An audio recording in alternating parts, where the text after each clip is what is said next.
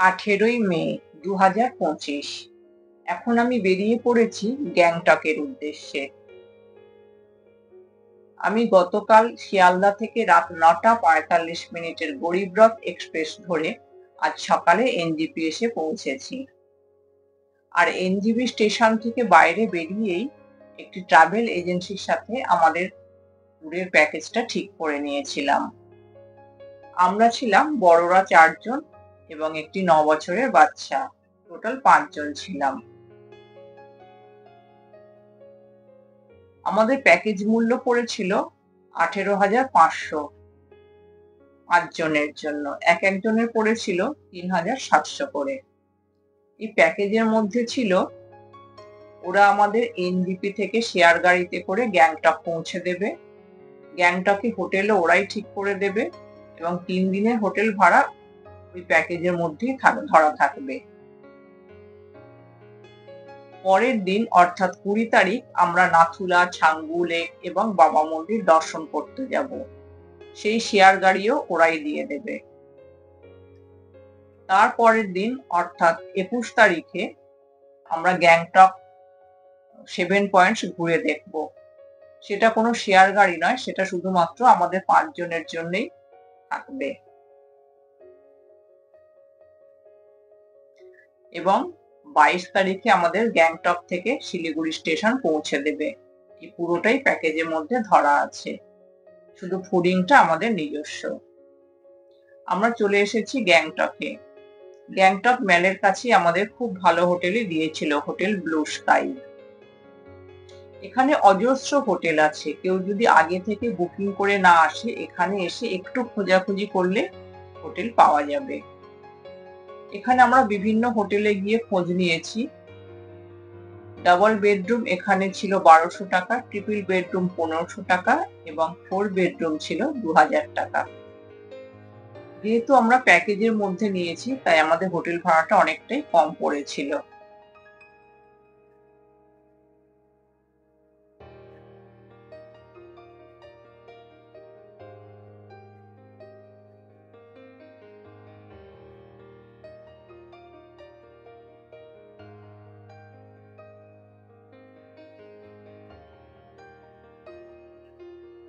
পরের দিন আমরা বেরিয়ে পড়লাম নাথুলা, ছাঙ্গু লেক এবং বাবা মন্দিরের উদ্দেশ্যে।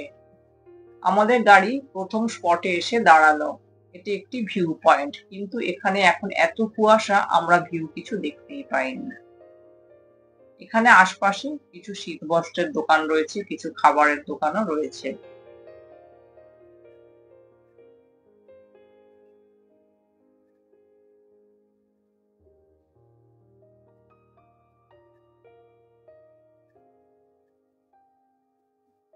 আজ আমরা যাচ্ছি শেয়ার গাড়িতে। আমরা 5 জন ছাড়াও এই গাড়িতে আরো 4 জন রয়েছে।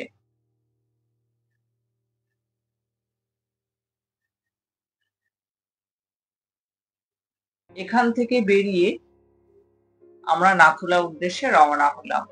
কিছুটা যাওয়ার পর গাড়ি আবার দাঁড়ালো ব্রেকফাস্ট করানোর জন্য।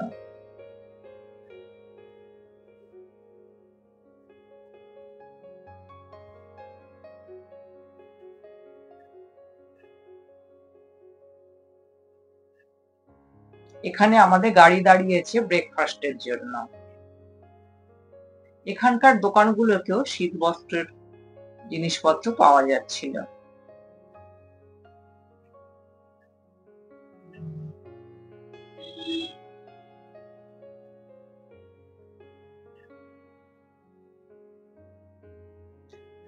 আমাদের গাড়ির ড্রাইভার বারবার আমাদের বলছিলেন অক্সিজেন সিলিন্ডার নেয়ার জন্য, কিন্তু আমাদের সঙ্গে কোকা 30 ছিল, কর্পূর ছিল, তাই আমরা অক্সিজেন সিলিন্ডার নিইনি। এখানকার স্ট্রিট ডগ দেখে মনে হবে অ্যালসেশিয়ান।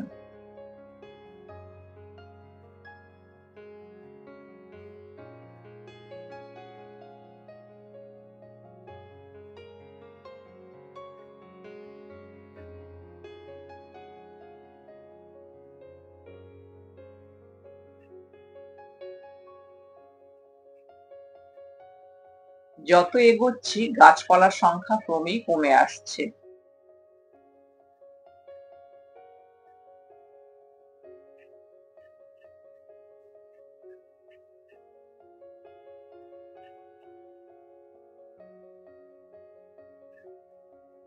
অবশেষে আমরা পৌঁছলাম নাথুলা। এখানে গাড়ি থেকে নেমে প্রথমে একটু অসুবিধা হচ্ছিল শ্বাসকষ্টের জন্য, কিন্তু কিছুক্ষণ পরে অ্যাডজাস্ট হয়ে গেছিল।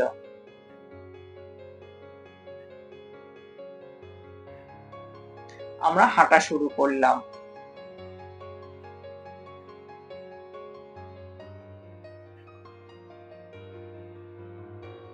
এখানে প্রচুর গাড়ি এসেছে। আমরা সবাই দড়ি ধরে ধরে উপরে উঠতে শুরু করলাম।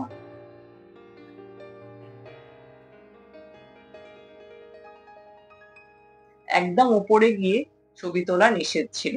আর্মিরা বারবার বলছিলেন ছবি না তুলতে।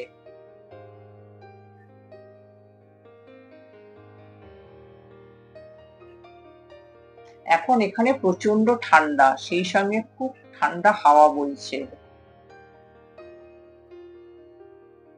এটি হলো ইন্ডিয়া চায়না বর্ডার। কাঁটা তার আছে মাঝখানে, একদিকে ইন্ডিয়া এবং আরেকদিকে চায়না।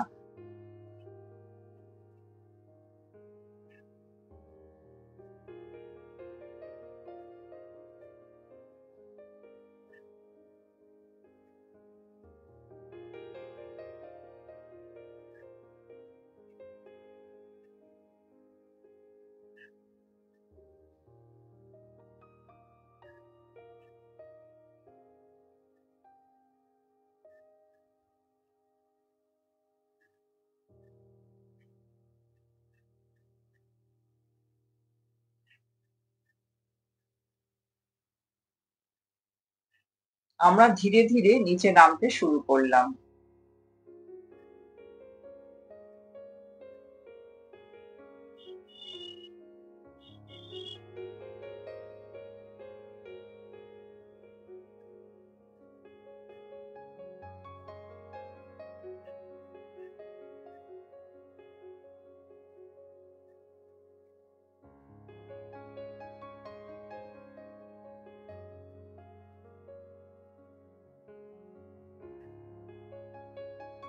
আমরা যে ট্রাভেল এজেন্সির থেকে প্যাকেজ করেছিলাম, সে ট্রাভেল এজেন্সির নাম, ফোন নাম্বার আমি ভিডিও শেষে দিয়ে দেব।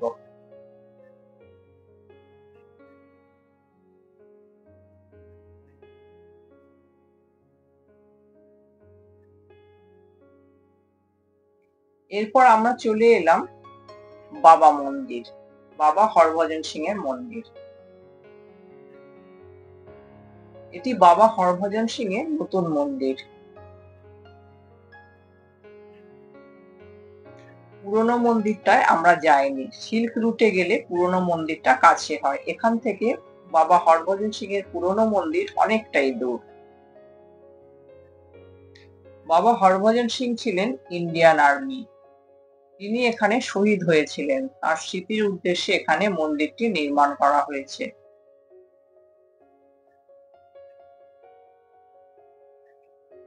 কথিত আছে তিনি এখনো এখানে পাহারা দেন।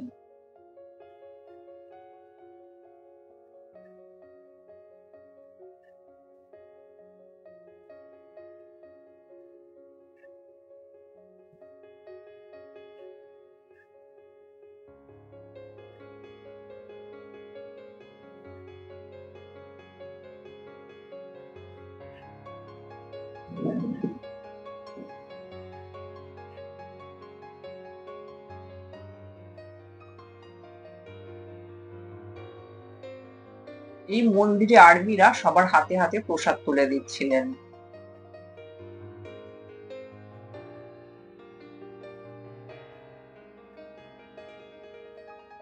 এখানে স্পিরিচুয়াল ওয়াটারও পাওয়া যাচ্ছিল, 2 লিটারের বটল। তবে এই জল ব্যবহারের কিছু নিয়ম কানুন ছিল।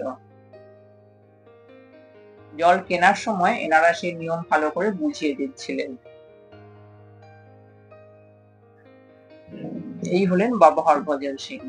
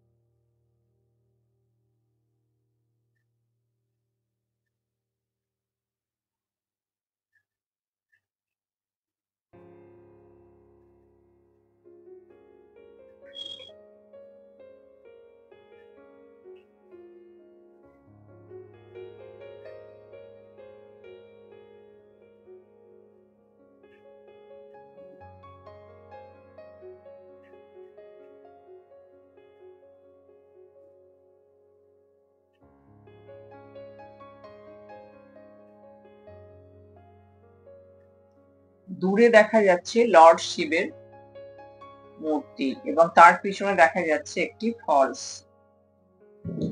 এরপর আমরা চলে এলাম ছাঙ্গু লেকে। এখানে ইয়াকগুলিকে খুব সুন্দর করে সাজিয়ে রাখা হয়েছিল। ইয়াকের পিঠে চেপে চারপাশে ঘুরে বেড়ানো, ছবি তোলা এই সমস্ত হচ্ছিল।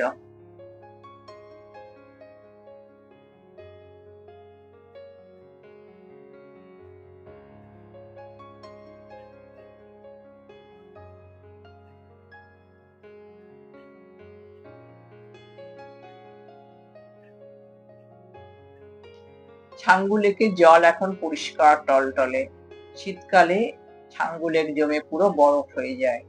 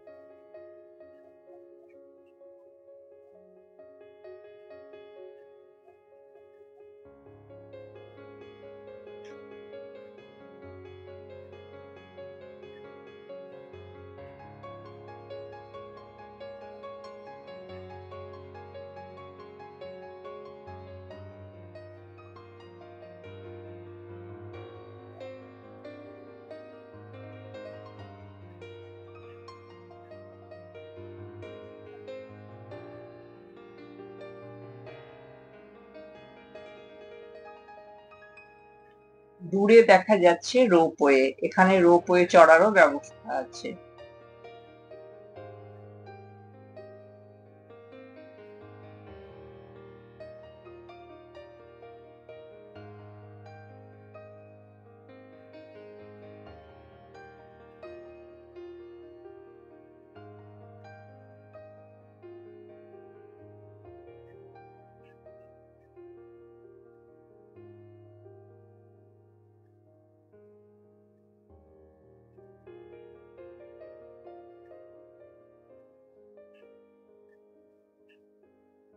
এখানে লর্ড শিবেরও একটি মন্দির আছে।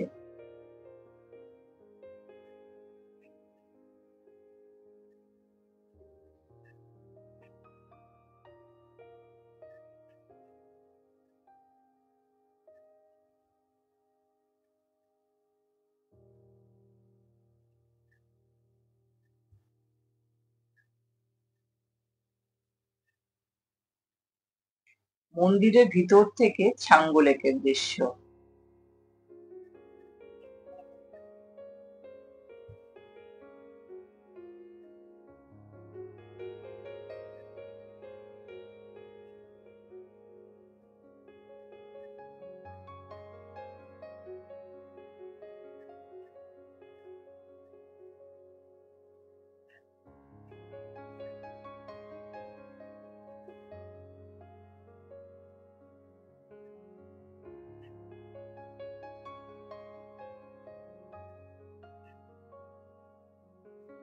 এরপরে আমরা হোটেলে ফিরে ফ্রেশ হয়ে নিয়ে বেরিয়ে পড়লাম ম্যালে। খুব সুন্দর সাজানো গোছানো গ্যাংটকের এই ম্যাল।